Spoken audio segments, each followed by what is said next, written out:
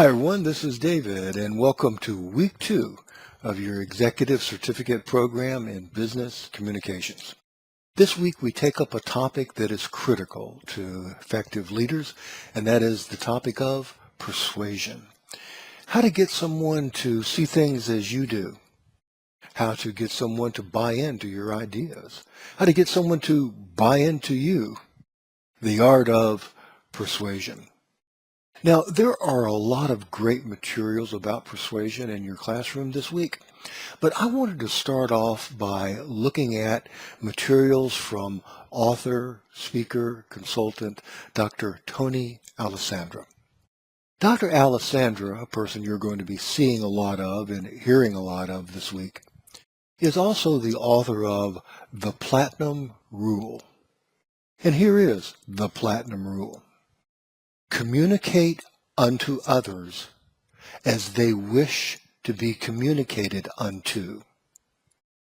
In other words, the Platinum Rule puts the onus on you, the communicator, to adapt your communication style to best fit with the person that you're speaking with.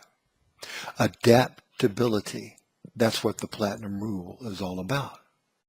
Now, to help you do that, Dr. Alessandra has divided communication styles into 4 broad categories. Depending upon the book of his that you're reading or the interview of him that you're listening to, you will hear him describe those 4 groups by different names, but the characteristics of the groups pretty much remain the same. Now, the labels of the 4 groups that we're going to use are directive, supportive, emotive, and reflective.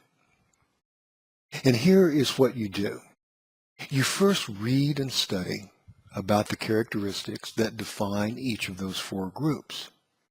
Then you try to apply those characteristics to the person that you're going to have the conversation with, keeping in mind that a person is not going to fit 100% into any one of those 4 groups. What you're looking for are the dominant characteristics, and just choose the group that you think best suits. Then after you've put that person in that group, then you pull out one of Dr. Alessandra's guides to communicating. And he has several guides: how to persuade, how to manage, how to sell. Let's take a look at this one here on how to persuade by style. As you can see, you first identify which of the 4 types you're dealing with: a directive, emotive, supportive, or reflective. Now, making that classification provides you major clues as to that person's likes, wants, strengths, weaknesses, work style, the tone you should use with them, and what you should stress or emphasize when communicating with them. In other words, very powerful stuff. Alessandra also offers guides on how to manage by style. Again, you see the 4 types across the top. Then you find suggestions on how to best motivate that person, compliment that person, how to counsel that employee, how to correct that employee, how to even delegate tasks to that employee according to that employee's or that person's style. Now, here is Alessandra's Selling by Style guide. Again, the 4 styles are across the top. Then you're given suggestions on how to plan for the meeting, what to emphasize in the meeting, how to make a proposal, and other actions of the sales process.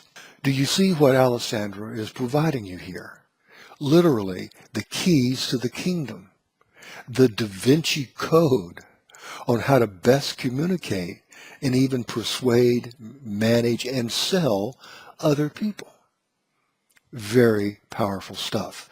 I've been teaching these materials for over 3 years now, and I have been amazed at the profound, and I don't use that word lightly, at the profound and positive results that a knowledge of these styles and an application of these guides have made in the personal and the professional lives of the students I've taught.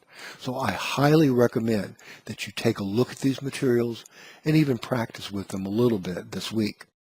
I'm going to put copies of them on this week's discussion board, and I'm also going to send you links to them in this week's announcement and email. Speaking of this week, let's go ahead and take a look at our learning objectives for the week. As you see, our objectives are to understand the importance of persuasive communication, to develop persuasive communication strategies to achieve desired outcomes, and to apply techniques to influence behaviors in others who don't report to us. That, by the way, is the very definition of lateral influence or lateral leadership. The ability to get results from people whom you don't directly have authority over. And that lateral influence or lateral leadership is so important in today's flattened organizations, cooperative teams, and even in cooperative ventures between companies.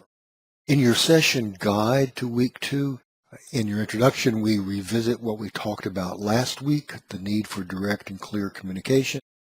Then you are introduced to Robert Cialdini's famous 6 Forms of Persuasion. You have a video to watch on these 6 forms of persuasion, as well as an article to read. Then comes lateral influence, which we just defined as the ability to achieve results through influencing those you have no direct authority over. Then come Conger's 4 keys to the art of persuasion. Now let's go back to the classroom to our experts of practice videos. Make sure you don't miss this exclusive video of Warren Buffett and Jack Welch having a one-on-one conversation in which they talk about the 2 skills you most need to go forward and even increase your net worth. Those 2 skills are communicating with passion. Okay, the readings and resources are going to reinforce the principles presented to you this week by Alessandra, Cialdini, Conger, and others. And here are your 2 deliverables. On the DB this week, you're going to discuss the 4 essential steps to persuasion and the role they play in your life. Don't forget your responses to at least 2 other classmates. And you're going to follow up on that discussion by completing your application activity on influence and persuasion. As before, for your application activity, don't forget that that is a word process document that you turn in. Now, I really hope that you have a chance to try out some of Alessandra's guides this week. Again, simply place the person that you think you're going to have a conversation with or you plan to have a conversation with in one of the 4 main groups after you study the characteristics of that group. Then before having that conversation, look at those guides and jot down or note some of the specific techniques that you're going to employ, and then consciously employ them during the conversation. Then you're going to be amazed, I bet, by the results and the reactions that you get. Okay, as usual, don't hesitate to contact me anytime this week if I can help you in any way.